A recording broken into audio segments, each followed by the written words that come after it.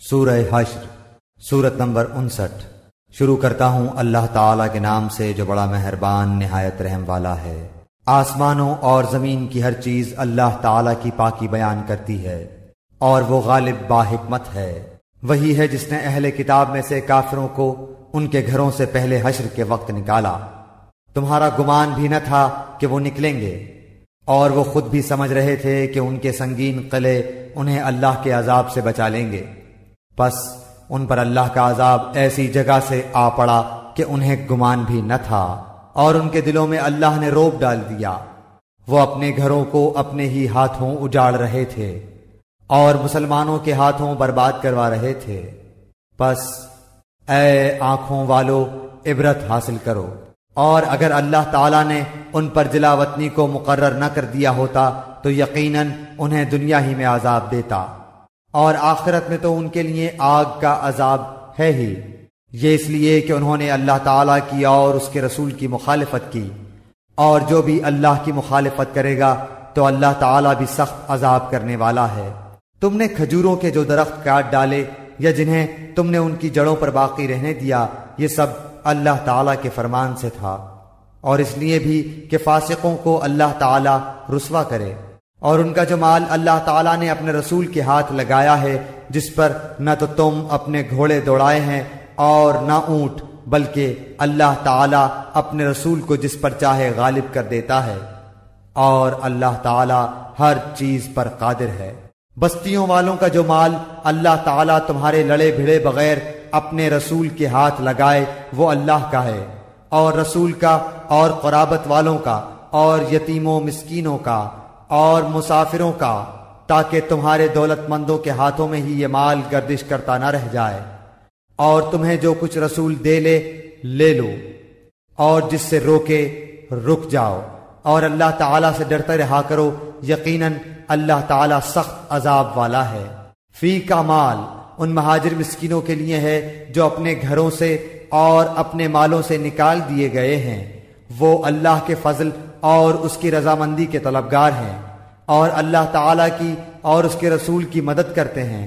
یہی راست باز لوگ ہیں۔ اور ان کے لیے جنہوں نے اس گھر میں یعنی مدینہ اور ایمان میں ان سے پہلے جگہ بنا لی ہے، اور اپنی طرف ہجرت کر کے آنے والوں سے محبت کرتے ہیں، اور مہاجرین کو جو کچھ دے دیا جائے اس سے وہ اپنے دلوں میں کوئی تنگی نہیں رکھتے، بلکہ خود اپنے اوپر انہیں ترجیح دیتے ہیں، گو خود کو کتنی ہی سخت حاجت ہو۔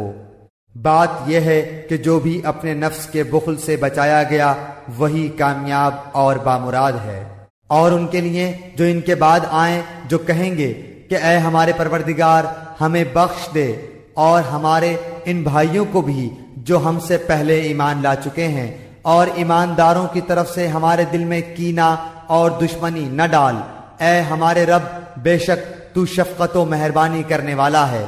کیا تو نے منافقوں کو نہ دیکھا کہ اپنے اہل کتاب کافر بھائیوں سے کہتے ہیں اگر تم جلا وطن کیے گئے تو ضرور بالضرور ہم بھی تمہارے ساتھ نکل کڑے ہوں گے، اور تمہارے بارے میں ہم کبھی بھی کسی کی بات نہ مانیں گے، اور اگر تم سے جنگ کی جائے گی تو بخدا ہم تمہاری مدد کریں گے، لیکن اللہ تعالیٰ گواہی دیتا ہے کہ یہ قطعاً جھوٹے ہیں۔ اگر وہ جلا وطن کیے گئے تو یہ ان کے ساتھ نہ جائیں گے، اور اگر ان سے جنگ کی گئی تو یہ ان کی مدد بھی نہ کریں گے، اور اگر بالفرض مدد پر آ بھی گئے تو پیٹ پھیر کر بھاگ کھڑے ہوں گے، پھر مدد نہ کیے جائیں گے۔ مسلمانوں یقین مانو کہ تمہاری ہیبت ان کے دلوں میں بنسبت اللہ کی ہیبت کے بہت زیادہ ہے، یہ اس لیے کہ یہ بے سمجھ لوگ ہیں، یہ سب مل کر بھی تم سے لڑ نہیں سکتے۔ ہاں یہ اور بات ہے کہ قلعہ بند مقامات میں ہوں یا دیواروں کی آڑ میں ہوں، ان کی لڑائی تو ان میں آپس میں ہی بہت سخت ہے، گو آپ انہیں متحد سمجھ رہے ہیں لیکن ان کے دل دراصل ایک دوسرے سے جدا ہیں، اس لیے کہ یہ بے عقل لوگ ہیں، ان لوگوں کی طرح جو ان سے کچھ ہی پہلے گزرے ہیں، جنہوں نے اپنے کام کا وبال چکھ لیا اور جن کے لیے المناک عذاب تیار ہے۔